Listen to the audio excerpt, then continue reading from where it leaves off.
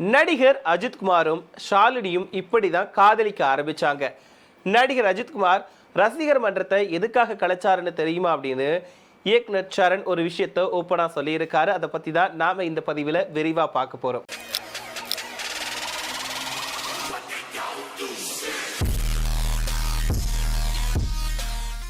நம்ம இதுக்கு முன்னாடி நிறைய வீடியோக்கள்ல நடிகர் அஜித்குமாரை பத்தி பேசியிருக்கோம். அதாவது அவர் இப்போ சினிமாவில் படங்கள் அதிகமாக நடிக்கிறது இல்லை, கார் ரேஸ் பைக் ரேஸ்ல பிஸியா இருக்கிறாரு.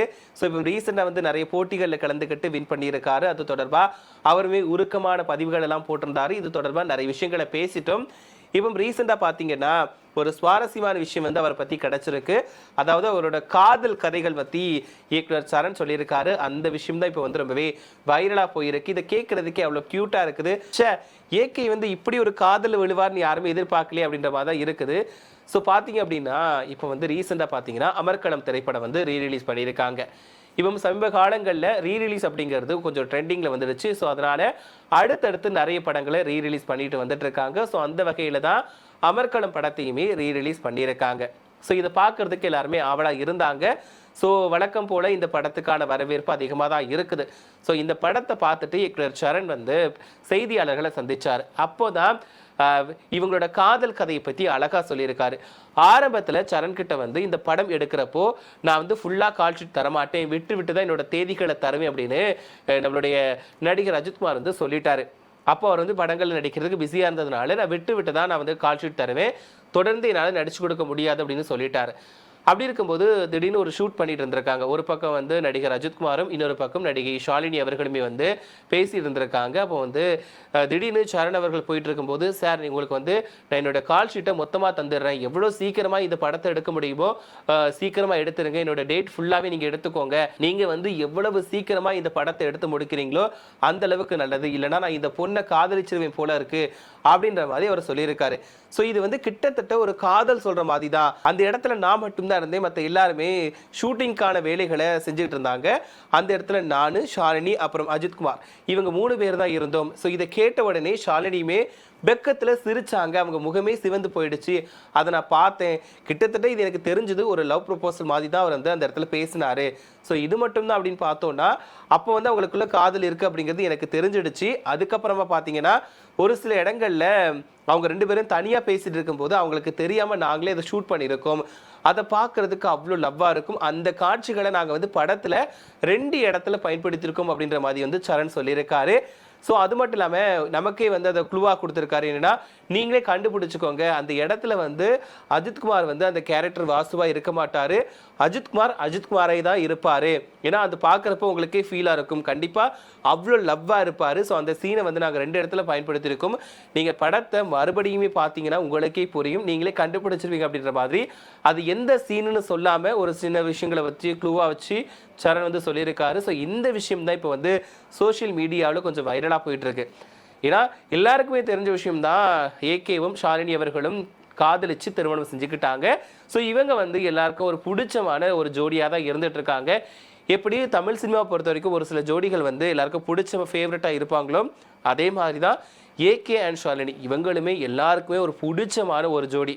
இவங்க பெருசாக இந்த ஒரு பந்தாவும் காட்டிக்க மாட்டாங்க, ஒரு பிரபலம் அப்படிங்கிறது சீன் போட மாட்டாங்க, நார்மலாக இருப்பாங்க. எப்படி அவங்க வேலை உண்டு தான் உண்டுன்னு இருப்பாங்க. ரசிகர்களை எப்போவுமே ஒரு டீசெண்டாக தான் நடத்துவாங்க, கொஞ்சம் கூட மற்றவங்களை மாதிரி ஒரு ரூடாக நடத்த மாட்டாங்க. ஸோ அந்த அளவுக்கு ஒரு க்யூட்டான கப்பல்னு சொல்லலாம். ஷாலினி பொறுத்த வரைக்கும் அந்த இவங்களோட கல்யாணத்துக்கு அப்புறமா படங்கள் நடிக்கிறதுக்கு இல்லை. இப்போ ரீசெண்ட் டேஸில் பார்த்தீங்கன்னா இவங்களுமே ஒரு சில நிகழ்ச்சிகளுக்கு கலந்துக்கிறாங்க. ஸோ நம்ம அதை பார்த்துக்கிட்டு தான் இருக்கிறோம். எப்படி ஒரு சூர்யா ஜோதி இவங்களுமே சினிமா ஜோடி தான், அதே மாதிரி தான் ஏகேவும் அவங்க ஷாலினி அவர்களுமே சினிமா ஜோடியாக இருக்கிறாங்க. ஸோ இவங்களுக்கான ஒரு ரசிகர்கள் பட்டாளம் அப்படிங்கிறது ரொம்பவே அதிகமாக இருக்காங்க. ஸோ ஆரம்ப காலகட்டங்களில் நம்மளுடைய அஜித்குமார் அவர்களுக்கு சரியான வாய்ப்புகள் கிடைக்கல. ஸோ அமர்க்களம் படம் தான் இவருக்கு ஒரு பெரிய அளவில் பேர் வாங்கி கொடுத்துச்சு அப்படின்னு சொல்லலாம்.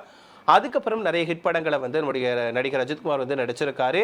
இப்போ ரீசெண்டாக குட் பேட் அக்லி திரைப்படத்தில் நடிச்சிருந்தார். அதுக்கப்புறமா கார் ரேஸில் பிஸியாக இருக்கிறார். ஸோ இதுக்கப்புறம் பார்த்தீங்கன்னா இவரோட படங்கள் எப்போ வெளியாக போகுது அப்படின்னு தான் எல்லாருமே ஆவலாக காத்துட்ருக்காங்க. ஸோ இந்த நிலையில தான் அமர்க்களம் படத்தை வந்து ரீரிலீஸ் பண்ணியிருக்காங்க. ஸோ அப்போ வந்து அந்த ஷூட்டிங் ஸ்பாட்டில் நடந்த சுவாரஸ்யமான விஷயங்களை வந்து இயக்குனர் சரண் வந்து பகிர்ந்திருக்காரு. ஸோ இதை கேட்கறதுக்கே அவ்வளோ ஒரு நல்லா இருந்துச்சு. ஒரு நமக்கே வந்து சிரிப்பா இருந்துச்சு. ஏகே இப்படிலாம் பண்ணியிருக்காரா, ஸோ அந்த சீன் வந்து எப்படி இருந்திருக்கும், நம்ம நேர்ல இருந்து பார்த்திருந்தா எப்படி இருக்கும் அப்படின்ற மாதிரிலாம் நமக்கே தோன்றிருக்கு. இந்த விஷயத்தை பத்தி இயக்குனர் சரண் சொன்னதுக்கு அப்புறமா இந்த சீனை வந்து நம்ம டைரக்டா பார்த்திருந்தா எப்படி இருக்கும் அப்படின்ற மாதிரி தான் எல்லாருக்குமே தோணுது. ஸோ அந்த அளவுக்கு ஒரு வந்து சொன்ன விஷயங்களை வந்து நம்ம இமேஜின் பார்க்கும்போது நல்லா இருக்குது. இதுக்கப்புறமா வந்து கண்டிப்பா அந்த படத்தை பார்த்துட்டு அது எந்த சீன் அப்படிங்கறத மறக்காம சொல்லுங்க. மே 1ஆம் தேதி வந்து நம்மளுடைய நடிகர் அஜித்குமார் அவர்களோட பிறந்தநாள். இவரோட பிறந்தநாளை முன்னிட்டு பில்லா படத்தை ரீரிலீஸ் பண்ணியிருக்காங்க. வழக்கம் போல ஏகே படத்துக்கு வந்து கூட்டம் அள்ளும். அதே மாதிரி தான் இந்த பில்லா படத்தை பார்க்கறதுக்குமே எக்கச்சக்க ரசிகர்கள் வந்து தியேட்டருக்கு போயிருக்காங்க. ஸோ இந்த படத்துக்கான வரவேற்பு அந்த டைம்ல வெளியானது போது எப்படி இருந்துச்சோ அதே மாதிரி தான் இப்பவும் இருக்குது. இந்த படம் வந்து ரீரிலீஸ்லயுமே இந்த வசூல் சாதனையை படைக்கும் அப்படிங்கிறதுல எந்த விதமான மாற்று கருத்துமே கிடையாது. ஏன்னா அந்த அளவுக்கு வந்து இந்த படத்தை பார்க்கறதுக்கு எல்லாருமே போட்டி போட்டுட்டு போயிட்டு இருக்காங்க. ஏன்னா இந்த படத்தை பொறுத்த வரைக்கும் மாஸ் ஒரு ஹீரோவா கலக்கியிருப்பாரு அஜித்குமார். மாஸ் ஹீரோவையும் தாண்டி மிரட்டல் நடிகராக ஒரு கிளம்பி இருப்பார். ஸோ இந்த படத்துக்கு முன்னாடி வரைக்கும் அவர் வந்து சரியான ஒரு வெற்றி படங்கள் வந்து அமையாத நேரத்தில் பில்லா படம் அவருக்கு வந்து மிகப்பெரிய அளவில் கை கொடுத்துச்சு. அதுக்கப்புறம் அடுத்து இவர் வந்து நிறைய ஒரு மாஸ் ஹீரோவாக தான் கலக்கிட்டு இருக்காரு. இன்னைக்கு வரைக்குமே தனக்குன்னு ஒரு தனி இடத்தை வச்சு பிடிச்சிக்கிட்டு அவர் வந்து மிரட்டிட்டு இருக்காரு. ஸோ அடுத்தடுத்து இவரோட படங்கள் எப்பப்பா வரும் அப்படின்னு தான் எல்லாருமே எதிர்பார்த்து காத்துட்டு இருக்காங்க. ஸோ அடுத்தடுத்து புது படங்கள் எப்போ வெளியாகும் அப்படின்னு எல்லாருமே எதிர்பார்த்து இருக்கக்கூடிய நிலையில அஜித்குமார் நடிப்பில் வெளியான அமர்க்களம் படத்தையுமே ரீரிலீஸ் பண்ணிட்டாங்க. இப்போ பில்லா படத்தையுமே ரீரிலீஸ் பண்ணிட்டாங்க. இதனால ஹாப்பி என்னாச்சு அப்படின்னு தான் சொல்லணும். அவரை வந்து ஒரு பிக் ஸ்கிரீன்ல பார்க்கறதுக்கு ரொம்பவே ஆவலாக இருந்தாங்க. ஸோ அந்த ஒரு எதிர்பார்ப்பு, அந்த ஒரு ஏக்கம் இப்போ இது மூலமா தீர்ந்துருச்சு அப்படின்னு சொல்லலாம். ஏன்னா பில்லா படம் அப்படிங்கிறது கண்டிப்பா எல்லாருக்கும் ஒரு பிடிச்சமான படங்களா இருக்கும். அது மட்டும் இல்லாமல் அந்த படங்கள்ல வரக்கூடிய எல்லா பாடல்களுமே அவ்வளோ ஒரு மாசா இருக்கும். அதில் வரக்கூடிய இப்போ சாங்லாம் வந்து ஏகேக்காக தான் எழுதினாங்கப்பா இந்த சாங்லாம் அப்படின்ற மாதிரி தான் இருக்கும். அவரோட இன்ட்ரோ மியூசிக்காக இருக்கட்டும், அவருக்கான பேக்ரவுண்ட் மியூசிக்காக இருக்கட்டும், இது எல்லாமே வந்து அப்படி பட்டையை கிளப்பி இருக்கும். ஸோ இதனால வந்து இந்த ஒரு படம் வந்து ஏகே ரசிகர்களுக்கு பர்டிகுலராக பிடிச்ச ஒரு படம்னு சொல்லலாம். ஸோ அந்த படத்தை அவரோட பிறந்தநாள் அன்னைக்கு வெளியிட்டிருக்காங்க. ஸோ இந்த படம் உங்களுக்கு பிடிக்குமா அப்படிங்கிறத மறக்காம கமெண்ட்ல சொல்லுங்க. அதுக்கு முன்னாடி ஷாலினி அண்ட் நடிகர் அஜித்குமார் இவங்களோட ஜோடி பிடிக்குமா அப்படிங்கிறதையும் மறக்காம கமெண்ட்ல சொல்லுங்க.